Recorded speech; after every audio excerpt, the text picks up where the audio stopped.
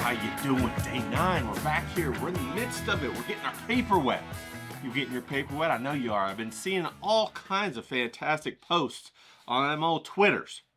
Fantastic posts. We got all kinds of people just doing breakthrough after breakthrough. I love to see it. Love to see it. Love to repost it. Does my heart good to see y'all reaching out and striving, getting a little bit further. Now, I know it's hard. I know you have to wrestle with that feeling of, I don't want to get into it, but then you get into it. I remember when I used to surf bright early in the morning. And before the sun was even up, I'd be out there. And of course, I love to sleep in because I'm a night owl. You know, I normally don't get up that early, but I would to go surfing all the time. And of course, on the California coast, the water's cold, cold, cold. You got to wear yourself a 4-3 wetsuit, people, most of the time. So that ain't no fun to get in that water when it's cold like that at 5 o'clock in the morning, I tell you what. And I always wrestle with myself, sleeping in that bed, looking over at the clock when it says 4:35, 4:36. I don't want to go, I don't want to go.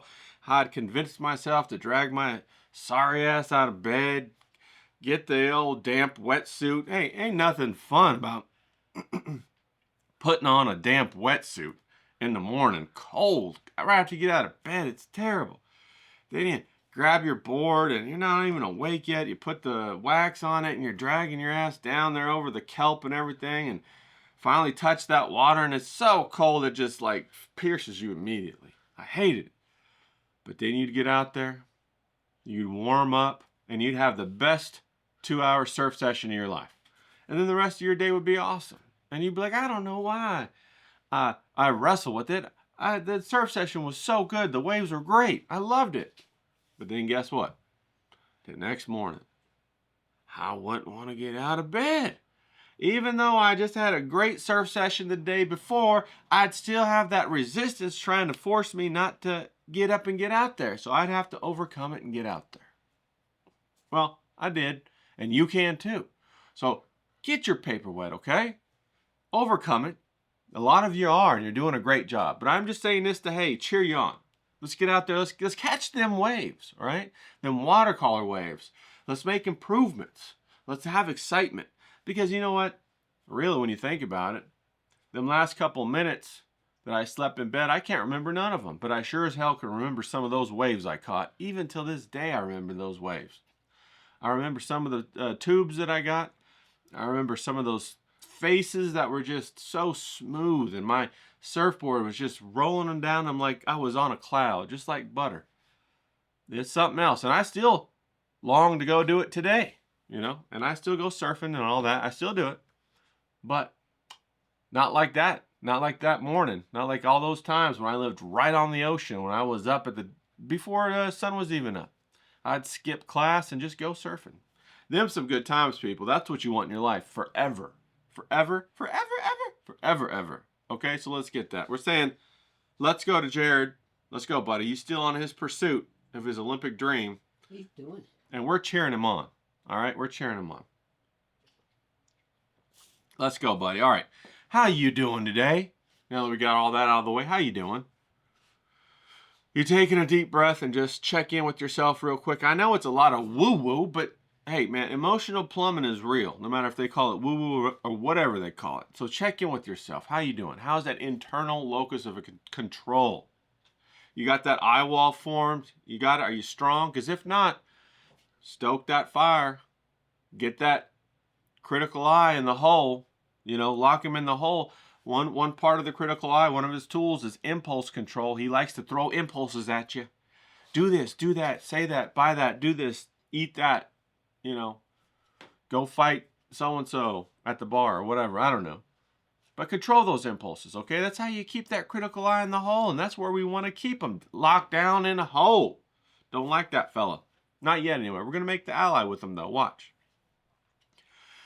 How's your schedule doing? Is your schedule aligned with your goals? Have you checked in with it this week to make sure you're still on target, cruising with your ship, driving towards that North Star? Because if not, recalibrate, realign it. And if you are, keep doing what you're doing because you're doing great. Now, one of the things that keeps things interesting is variety. You know, variety keeps things fun. It keeps that sense of adventure, that sense of discovery. And it provides a sense of relief so you don't get burnt out. Now, do you remember when you used to have a movie day at school? And you'd be so thrilled. Oh, movie day. I'm going to sit back. I'm just going to melt into my chair, drool out the side of my mouth, and stare off into the darkness of when they turn the lights off. Because, most of the movies were lame. I'm going to get my little spitballs and throw them at so-and-so, or tear up my eraser and throw it at so-and-so, or we're going to, have a little conspiracy in the back to try to, do a prank on somebody in the class. Or, hell, I remember one time we had a movie day in English class, and we had this old lady. She had to be in her 70s or 80s, I don't know. She was still working there. And she had these big cups, like the Stanley cups, but this is before that. And she would hide her cigarettes in her Stanley cup. And it's like we didn't know. She would hide her cigarettes, her box of cigarettes in her Stanley cup, and she would sneak out to go smoke. And then she would come back in with her purse and her cup, and like she had gotten some coffee or something, I don't know. Anyway, she had one of them big ass World War II desks. You know the ones I'm talking, all metal, heavy as can be, maybe like 300 pounds. So I remember one day, she got her, we had a movie day that day, and we were not liking the movie, of course, but we were behaving because she was in there. And then she got up to go, covertly put her smokes in her mug and go outside and do her smoke action. And a couple of us guys got the giggles, and we all ran up to that desk, and we took her purse, and we lifted the desk up, and we put one loop of her purse, one of her handles, underneath the leg of the desk. Put it back down, 300 pounds, right? So we're all giggling in there when she comes back in with her cup, and she puts it in her purse, and she didn't notice it. So we're all giggling in the back and all that kind of stuff. Can't believe it. And then we kind of get bummed because she doesn't notice. So we're just like, whatever. So we go back to doing whatever we were doing for the next 30 minutes until the bell rang. Well, when the bell rang, she goes to pick up her purse. And we're all walking out watching this old lady struggling to try to pull her purse out from underneath this desk, and it wasn't going to work. And then it dawned on her that we had put it under there on purpose, and she started yelling at us. Of course, we were already going out the door. We were gone to safety. Once that bell rings, you ain't the sheriff of me no more, right? I'm on in the middle and then on to the next class to the new sheriff. So we were scot-free, and we just loved it. Of course, that was a fun little piece of variety, right? So I wanted to say, hey, let's have a little bit of variety today. Okay, people? Let's get a little variety up in our action right here. Now, the kind of variety that I'm talking about is what I want you to do is I want you to jump into your sketchbook, all right? I want you to go back to some of your old drawings in your sketchbooks, okay?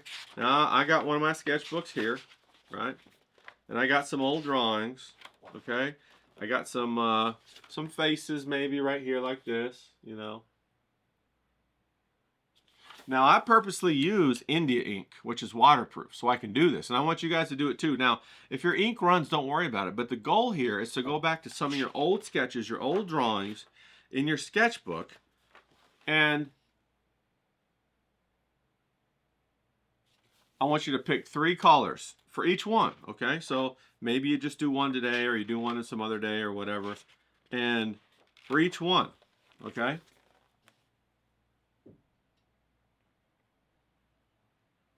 So go grab an old sketchbook or whatever.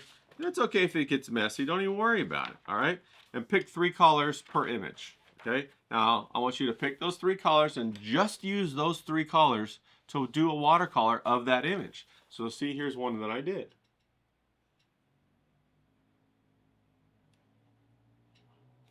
And I want you to experiment with it, people, and have fun with it. Now, I did the same thing for these cowboys.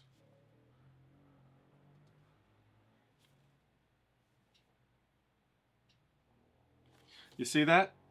And you give yourself permission not to worry about the drawing. Now, say, for example, you don't have any old sketches. Well, just do some scribbles, all right, of a person or this or whatever, a scene. But make sure they're scribbles, because the goal here is to limit the number of variables that you're experimenting with.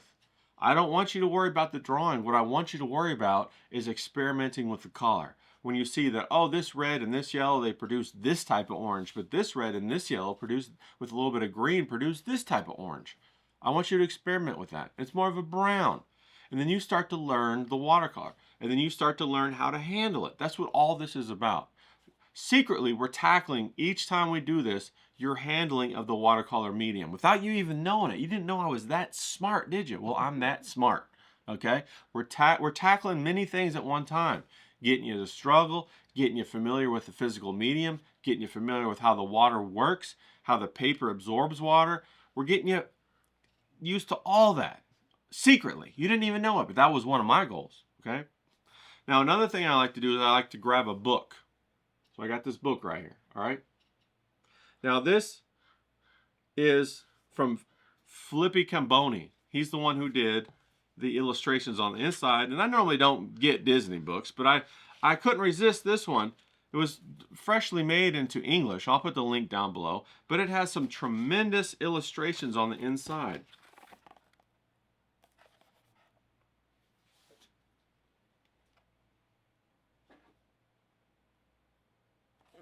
And some very nice color harmonies and color palettes that he used.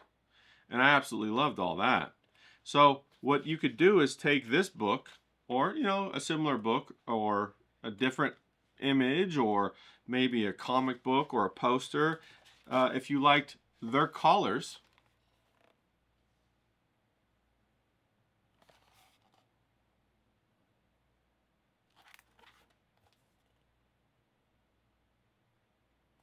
And use that as a target reference for your watercolors when you're going to do these experiments, okay? Now, of course, I say use 3 colors, right? Use 3 colors. But you could switch each set of 3 colors to each different scribble that you experiment with. It doesn't have to be the whole page. You can make up your own rules. Everything I give you is just a guideline anyway, people. Just take it in, see what works for you, use it, and then go further. And then after you go further, maybe your view changes and you say, you know what? Ray had something. He was onto something there. Maybe I'll take that and use it. And then do it again. Do it again. Do it again. So give yourself some relief, okay? Take a little breath. Go to an old sketch and do some fun watercolor with it. It can be wacky, it can be wild. You can try to make it realistic. You can try to make it crazy, whatever. Like this one that I did, It's a good example.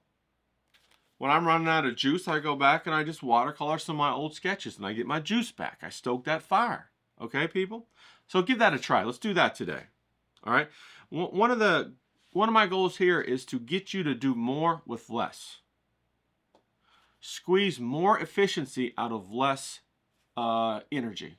Okay? We want you to be running, 80, 90, 95, 96, 97% efficient so that each little movement is amplified and produces a bigger and a bigger result so that you start to see the power that you can channel within yourself.